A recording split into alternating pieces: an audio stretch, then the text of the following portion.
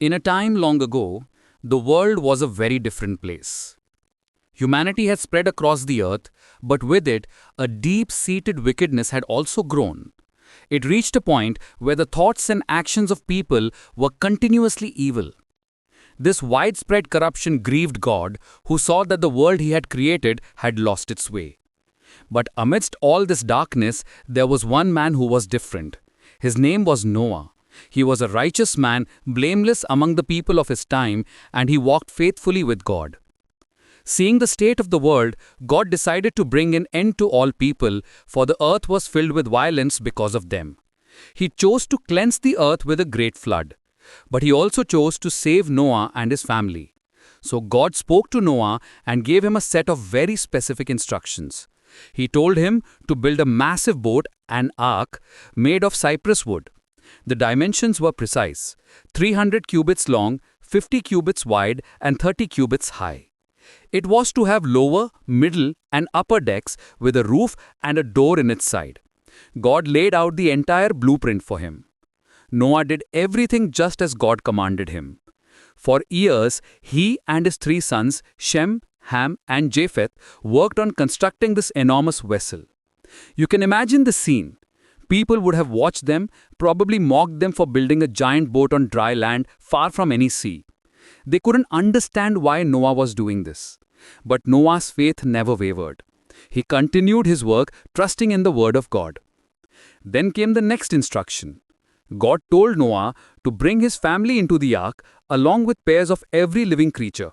He was to take 2 of every kind, male and female, to keep them alive. For the animals considered clean, he was to take 7 pairs, and for the birds also 7 pairs. He was also instructed to take every kind of food that was to be eaten and store it away for his family and for the animals. Once everything was aboard, Noah, his wife, his sons and their wives entered the ark, and God himself shut them in. 7 days later, the flood began. It wasn't just rain.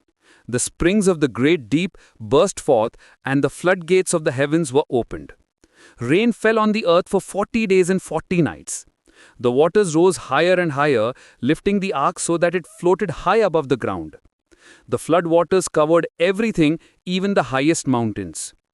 Every living thing on the face of the earth was wiped out. Every person and every animal that was not inside the ark. Only Noah and those with him in the ark were left. The water covered the earth for a total of 150 days. After this time, God remembered Noah. He sent a wind to blow over the earth, and the waters began to recede. The ark came to rest on the mountains of Ararat. After another 40 days, Noah opened a window and sent out a raven, which kept flying back and forth until the water had dried up. Then he sent out a dove.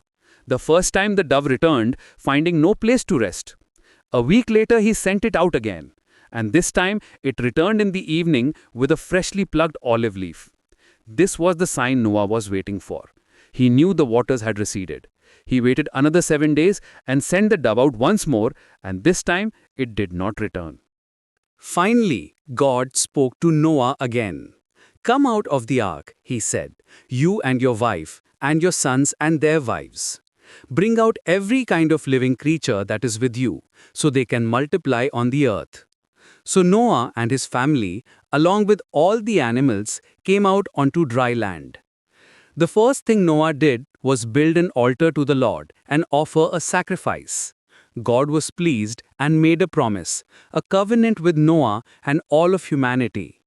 He promised that never again would he destroy all life with the waters of a flood. And as a sign of this everlasting promise, he set a rainbow in the clouds.